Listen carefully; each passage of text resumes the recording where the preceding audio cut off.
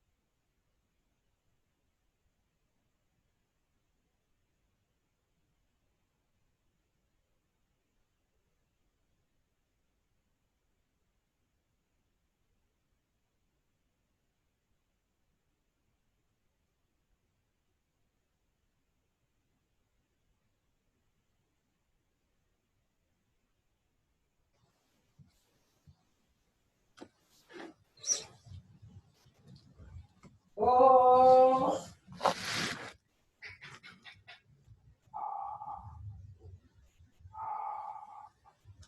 Oh.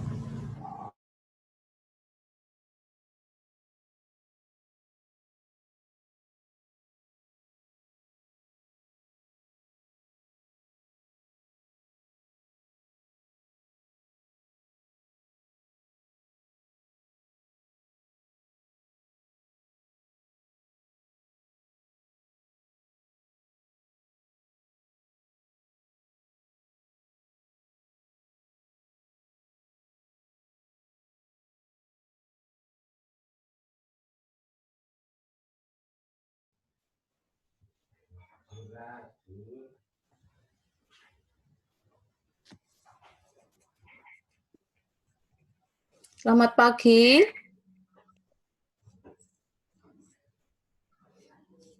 Sudah bisa mendengar suara saya?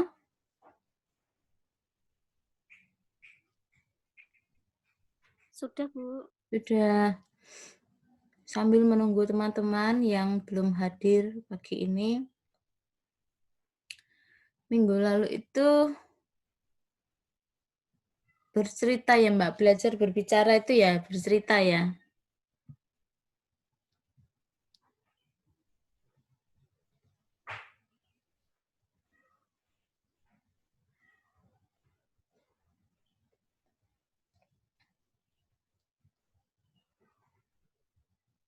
Bisa mendengar suara saya enggak nih? Bisa. Nah, minggu lalu itu bercerita ya tentang apa saja yang Anda lakukan berkaitan dengan Hari Raya Idul Fitri 1441 Hijriah itu ya. Tetap menggunakan bahasa Indonesia yang baik begitu ya. Iya, Bu.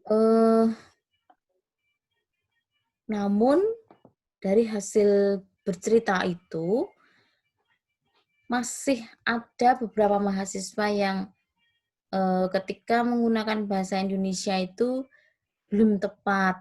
Jadi masih bercerita seperti biasa, seperti dengan teman, seperti dengan saudara, begitu ya.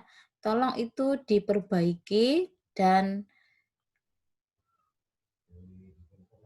dijadikan sebagai pengalaman, meskipun ini adalah perkuliahan online ya. Saya kira tidak menjadi kendala ketika belajar, baik itu menyimak, berbicara, membaca, dan menulis, ini harus tetap berjalan seperti perkuliahan di kelas ya, atau offline itu. Masih ada mahasiswa yang berbicara dalam konteks situasi pembicaraan yang tidak formal gitu. Padahal sudah saya minta untuk berbicara dengan menggunakan bahasa Indonesia yang baik gitu. Nah,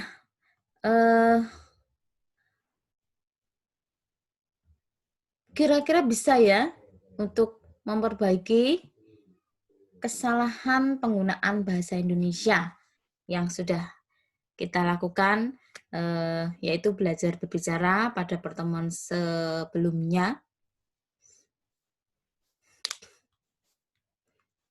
Maksud saya pertemuan minggu lalu, bisa ya memperbaiki itu, misalnya dengan berbicara, bercerita, begini kemarin itu ya.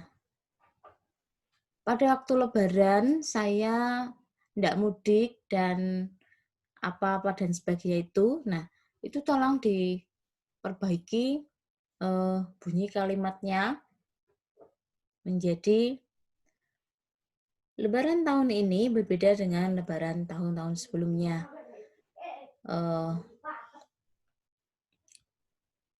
Yang seperti biasanya saya pulang ke kampung halaman. Nah, begitu loh. Harus diperbaiki dengan tata kalimat yang baik, kemudian intonasi yang baik, intonasi yang tepat, gitu.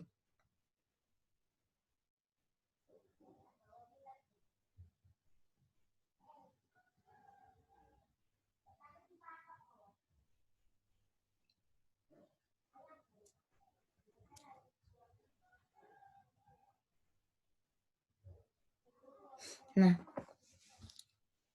saya lanjutkan untuk materi.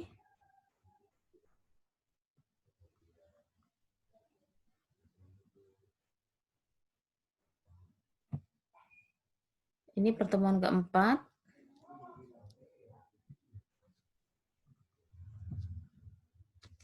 Yaitu tentang kalimat. Nah, kalimat artinya itu adalah menurut salah satu ahli bahasa, yaitu Bapak Hasan Alwi, pada bukunya yang terbit tahun 2000, terletak pada halaman 311, kalimat adalah satuan bahasa terkecil dalam wujud lisan atau tulisan yang mengungkapkan pikiran yang utuh. Nah,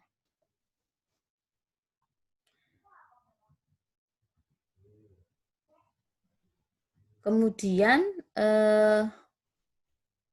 selain mengungkapkan pikiran yang utuh, kalimat itu diawali dengan huruf kapital dan diakhiri dengan tanda baca titik, tanda baca tanya, atau tanda baca seru. Nah, ini diringkas menjadi begini saja.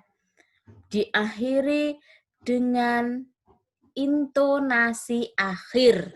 Nah, intonasi akhir itu berupa apa saja? Ya ini, tanda baca titik, tanda baca tanya, atau tanda baca seru. Begitu.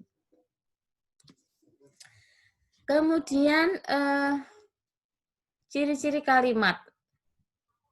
Yang pertama, berupa satuan kata atau kata-kata yang mengandung satu maksud.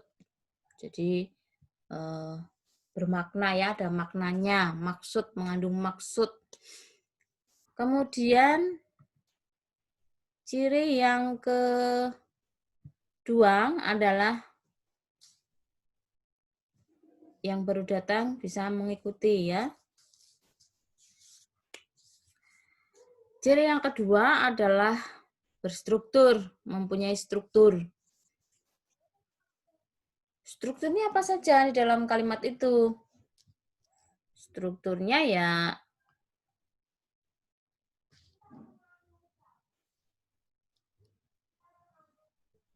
subjek predikat atau yang kita kenal dengan SPOK.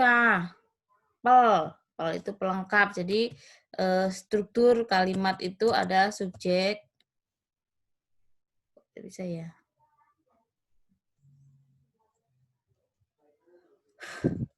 Subjek. Loh, sebentar.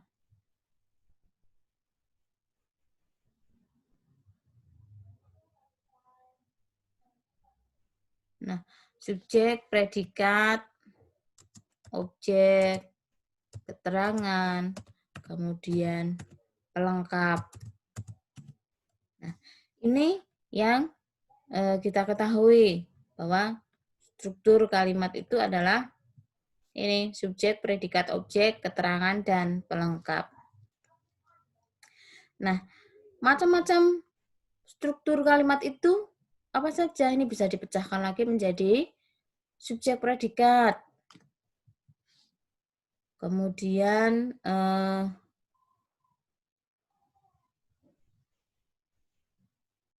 predikat subjek,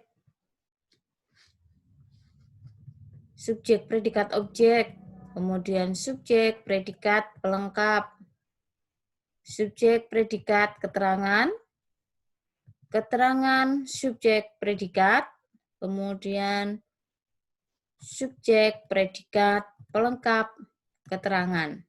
Nah, misalnya dalam bentuk yang paling sederhana, kalimat itu bisa terdiri dari misalnya predikat saja atau subjek saja yang diresapkan. Nah,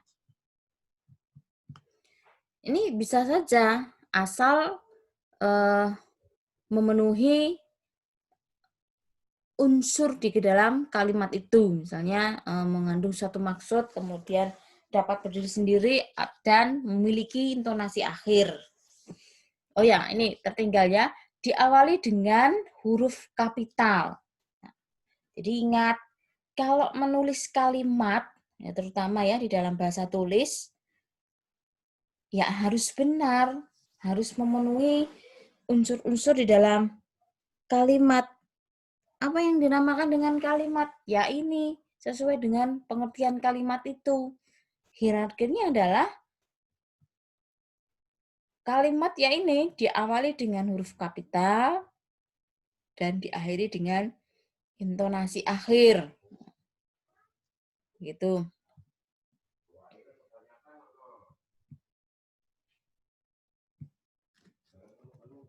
Nah, sebagai contoh, ia pergi bersama kekasihnya. Nah, Anda bisa mendengarkan ya di dalam bahasa lisan itu ada perbedaannya. Kalau kalimat ya harus sebaiknya diakhiri dengan intonasi akhir. Kalau tidak diakhiri dengan intonasi akhir, salah satu ini hilang, maka itu bisa disebut bukan kalimat.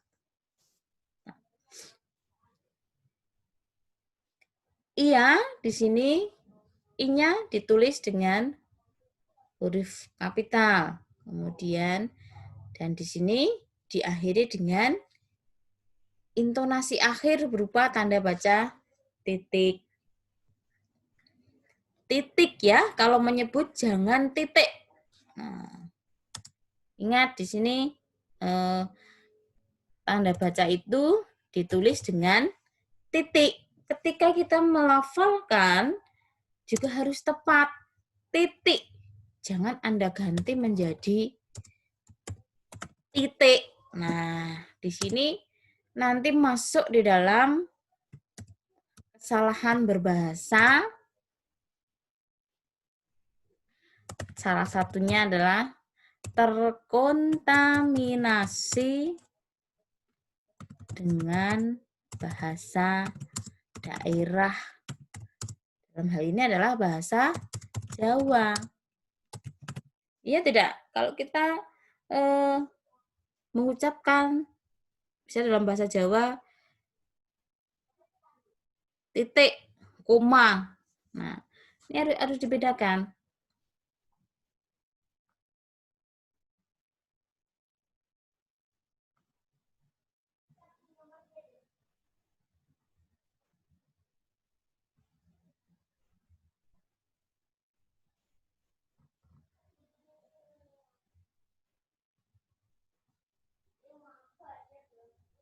Nah, harus dibedakan ya. Titik.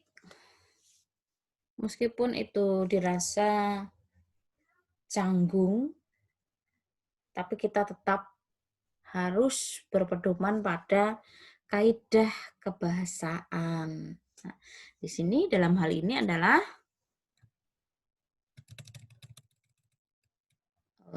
saya hapus malah ya.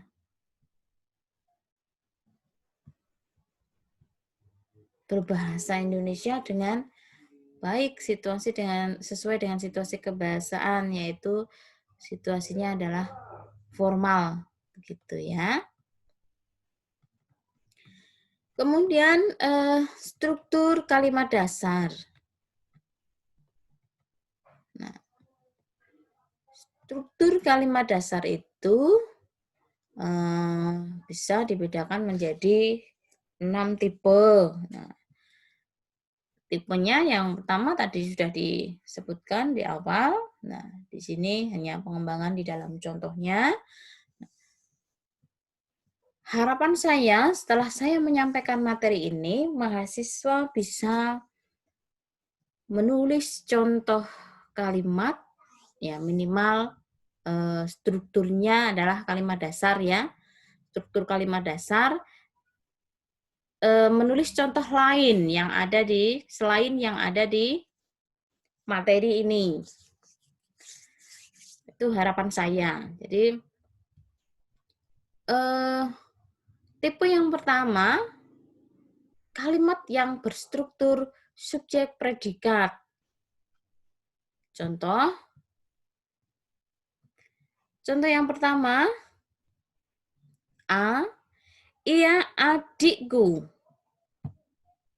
Juga hati-hati ketika mengucapkan huruf I, ya tetap diucapkan I di dalam berbahasa Indonesia yang baik ini.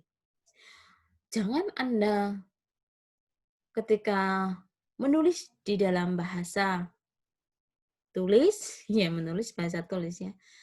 Ketika menulis, di situ sudah jelas kalimat yang berstruktur kalimat dasar tipe pertama. Iya adikku, sudah benar. Tetapi ketika Anda mengucapkan dalam berbahasa lisan, Anda mengubahnya menjadi ya adikku. Ini tidak tepat ya. Ini tidak tepat di sini. Jangan diganti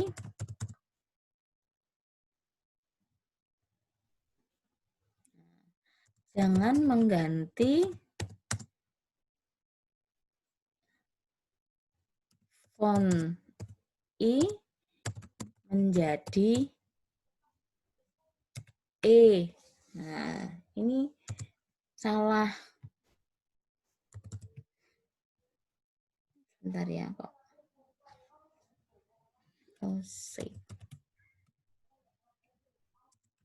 Nah, ini adalah salah di dalam kaidah atau bahasa yang sesuai dengan kaidahnya. Kemudian, contoh yang ke B, istriku cantik. Istriku ini menduduki fungsi sintaksis di dalam kalimat sebagai subjek, kemudian cantik ini sebagai predikat. Contoh yang ketiga, C. Kakek tertawa. Kakek ini menduduki fungsi sintaksis di dalam kalimat sebagai subjek, kemudian tertawa sebagai predikat.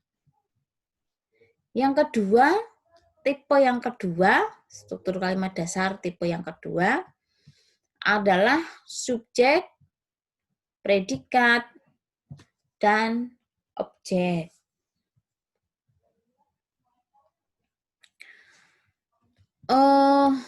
Di sini langsung saya buatkan contoh.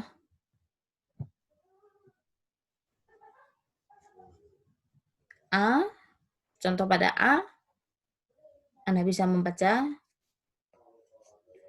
istriku membeli baju. Istriku ini menduduki fungsi sintaksis di dalam kalimat sebagai subjek, kemudian membeli sebagai predikat, kemudian baju sebagai objeknya. Nah, jadi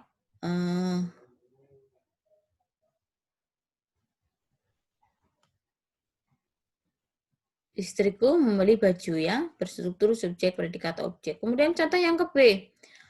Dosen memberikan tugas. Dosen menduduki fungsi sintaksis sebagai subjek, kemudian memberikan sebagai predikat, tugas sebagai objek. Objek ya. Kemudian masih bisa mendengar suara saya sebelum saya lanjutkan? Masih, Bu. Masih ya, masih ya. Nah, berarti jaringannya bagus. Kemudian tipe yang ketiga yaitu subjek, predikat, dan pelengkap. Bisa dilihat di dalam contoh. Yang ke A, mengajar merupakan tugas guru. Nah, jadi ini bisa diuraikan ya, supaya lebih jelas lagi. Mengajar menduduki fungsi sintaksis sebagai subjek, kemudian menduduki fungsi sintaksis sebagai predikatnya, kemudian tugas guru menjadi pelengkapnya. Contoh yang ke B, istriku berbelanja kebutuhan dapur.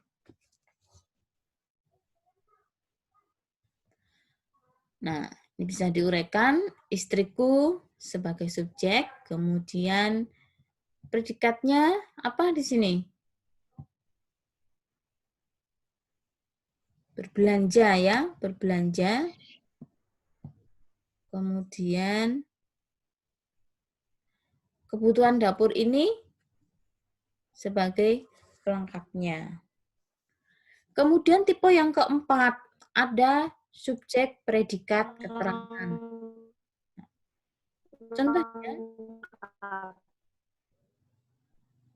Contohnya pada A, istriku melahirkan kemarin. Nah, ini contohnya mudah ya. Istriku sebagai subjek, kemudian melahirkan sebagai predikat, dan kemarin ini keterangan ya, keterangan waktu. Kemudian contoh yang ke B, kakek pergi ke Malaysia. Kakek ini sebagai subjek, kemudian pergi ini sebagai predikatnya, ke Malaysia itu sebagai keterangan, yaitu keterangan tempat.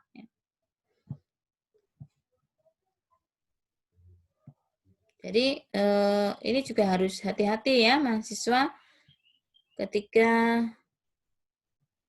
memenggal fungsi sintaksis di dalam kalimat juga harus jeli. Mana yang bisa disebut sebagai subjek? Nah, subjek itu adalah pelakunya ya, orang yang melakukan pekerjaan. Itu adalah subjek. Kalau predikat ya berarti melakukan sesuatu, pekerjaan bisa. Kemudian keterangan. Nah, ini yang menyatakan di antaranya keterangan tempat, waktu. Jadi, kalau memisahkan harus jeli. Jangan seperti ini. Kakek itu sebagai subjek, pergi ke ini sebagai predikat. Nah, ini tidak tepat. Jadi harusnya pergi saja predikat itu. Kemudian baru ke Malaysia ini sebagai keterangan. Kemudian struktur kalimat dasar tipe yang kelima. Nah, di sini ada subjek, predikat, objek, dan pelengkap.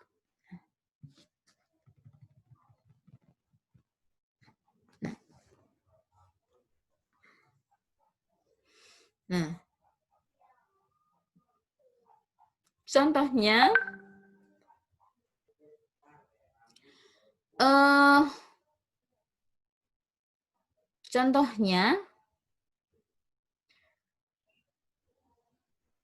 istriku membelikan anakku baju. Jadi istriku ini sebagai subjek, kemudian membelikan baju. Membelikan ini sebagai predikatnya, kemudian anakku ini sebagai objeknya, kemudian ditambahkan baju sebagai pelengkap. Nah,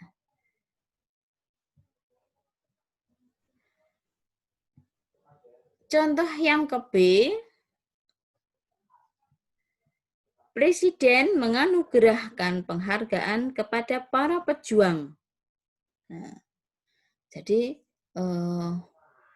di dalam bahasa lisan itu harus bisa kita rasakan mana yang dinamakan intonasi akhir, kemudian jeda, atau intonasi itu sendiri.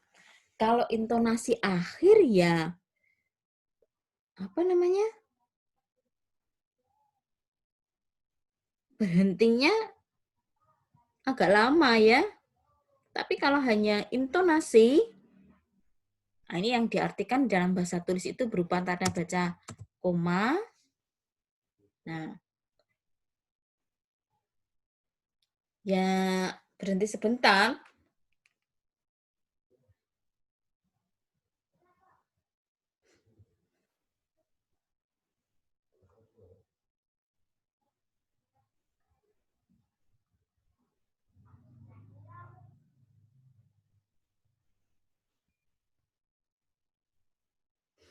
Nah,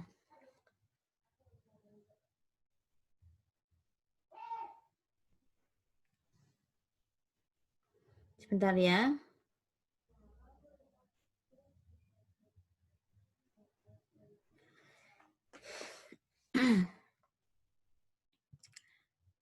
Begitu ya, intonasi dan intonasi akhir begitu. Kemudian struktur kalimat dasar tipe yang ke-6.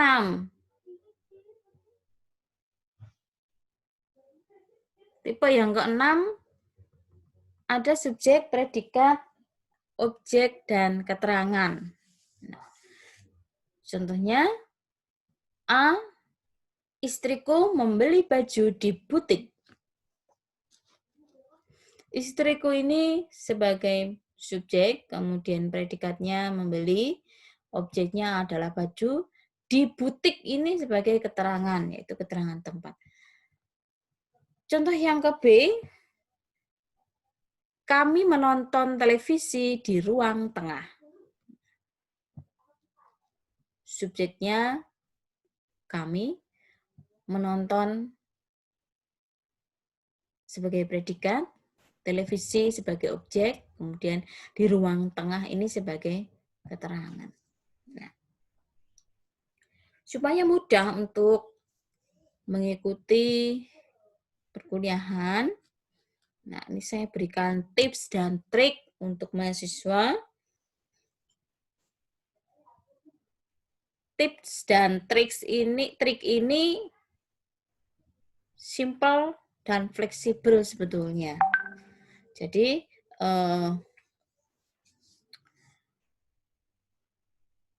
panjenengan semua itu ketika mengikuti perkuliahan yang sifatnya adalah teori, usahakan dengan mencatat. Menulis itu loh, menulis, mencatat. Anda menulis itu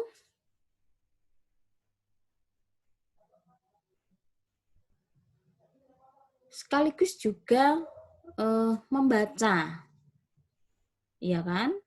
Mendengarkan, menyimak itu.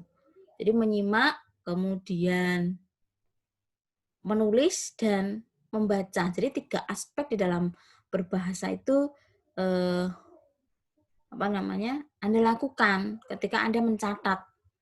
Berbeda ketika Anda itu hanya meminta soft copy atau file. Ya mudah saja sebetulnya saya mengirimkan file itu ketika misalnya selesai perkuliahan, saya kirimkan bisa. Tapi yang saya khawatirkan adalah file itu hanya disimpan di dalam laptop saja, disimpan rapi, tidak pernah dibaca, tidak pernah dibuka. Nah, kalau Anda mencatat itu kan pasti mengingat ya apa yang sudah dicatat. Itu pasti. Nah, jadi harapan saya itu tips dan trik itu Anda terapkan. Semua saja, tidak hanya mata kuliah bahasa Indonesia. Jadi mata kuliah yang sifatnya teori atau praktik, ada hal-hal yang penting itu Anda catat, begitu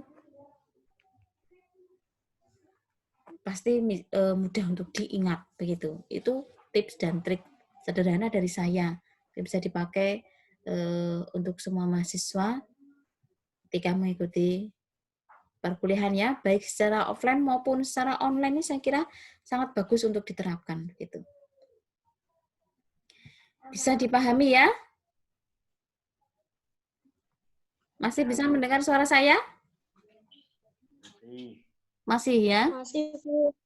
Nah, ini masih ada waktu yang tersisa sekitar 9 menit.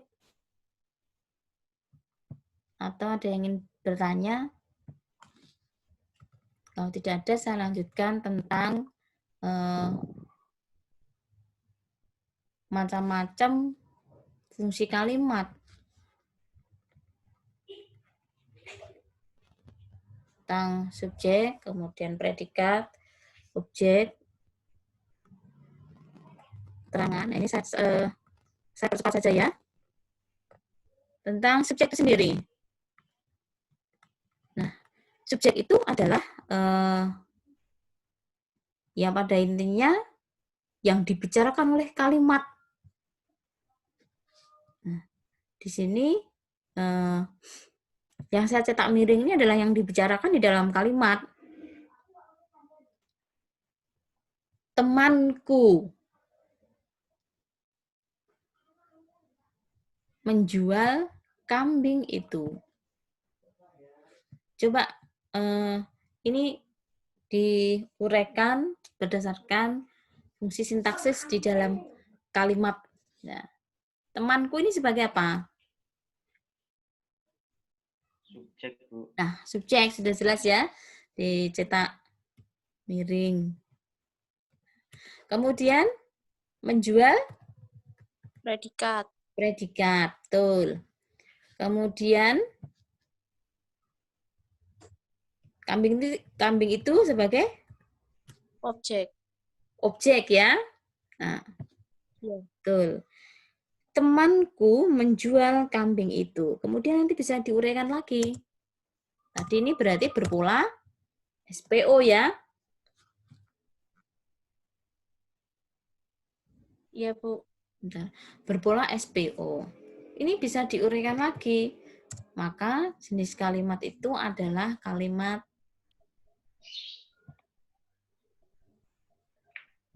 aktif. Nah, ciri-cirinya adalah ini bisa tukar, bisa berpindah tempat. Objek bisa menjadi subjek, subjek bisa menjadi objeknya. Misalnya diubah menjadi kalimat pasif karena ini kalimat aktif. Misalnya, kambing itu dijual oleh temanku. Nah, kan bisa dibedakan ini ya. Ini kalimat aktif adalah predikat itu melakukan pekerjaan, jadi menjual. Nah, diganti menjadi kalimat pasif, kambing itu dijual oleh temanku. Gitu. SPO ya di sini ya. Kemudian paham sampai di sini ya? Paham, Bu. Paham Paham, tentang Bu. fungsi kalimat, fungsi sintaksis di dalam kalimat. Kemudian contoh-contoh lain nanti Anda bisa Anda kembangkan sendiri ya, membuat contoh sendiri, kemudian Anda uraikan letak-letaknya subjek, predikat, objek, keterangan atau pelengkap itu di mana gitu. Kira-kira sulit tidak untuk menguraikan fungsi sintaksis dalam kalimat itu? Bingung? Atau ragu-ragu? Mungkin yang sedikit keliru mungkin di perlengkapan sama keterangan, Bu. Di pelengkap dan keterangan ya.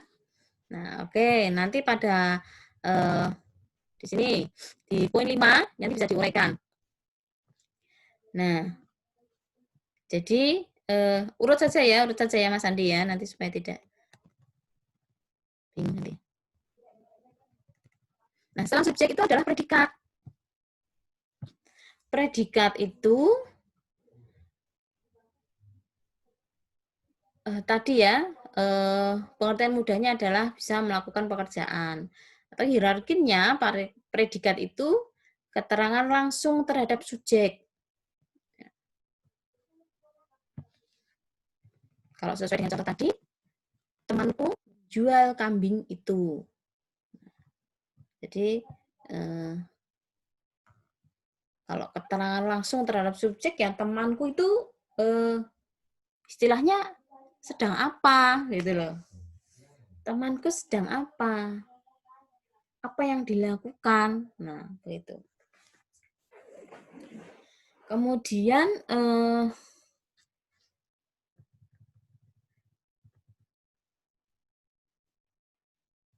objek. Setelah predikat itu objek. Masih ada sisa waktu 4 menit saja nih. Jadi, objek itu tadi sudah saya katakan, ini bisa bertukar tempatnya atau fungsinya di dalam kalimat itu. Bisa menjadi subjek atau sebaliknya. Begitu. Keterangan, ya keterangan itu yang menyatakan ya, memberikan keterangan tambahan. Kemudian pelengkap di sini yang ditanyakan tadi ya. Jadi pelengkap itu letaknya bisa sesudah predikat. Nah, di sini diberi keterangan. Ini dia tidak bisa atau tidak memenuhi syarat sebagai objek maupun keterangan. Jadi tadi, misalnya pada tipe ke berapa ya, ke yang ada pelengkapnya tadi. Struktur kalimat dasar ini. Ketiga ya. Jadi dia itu tidak memenuhi syarat sebagai objek. Misalnya, mengajar merupakan tugas guru. Nah, ini tugas guru ini sebagai pelengkap. Karena apa? Ya karena tidak memenuhi unsur sebagai objek dia. Kalau objek tadi kan bisa bertukar menjadi subjek. Nah, ini coba dibalik. Bisa tidak? Bisa tidak? Tugas guru dirupakan. Nah, kan sulit. Jadi apa namanya?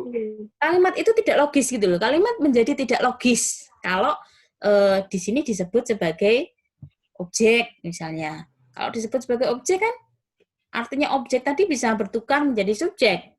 Nah, masih logis kalimatnya. Tapi kalau dia sebagai pelengkap di sini sebagai pelengkap harusnya kalau sebagai objek tadi kan bisa bertukar ya. Ini sebagai pelengkap dia tidak bisa bertukar. Maka kalimat itu menjadi kalimat tidak logis. Bisa ya sekarang? Jelas ya? Jelas, Bu. Nah, baik.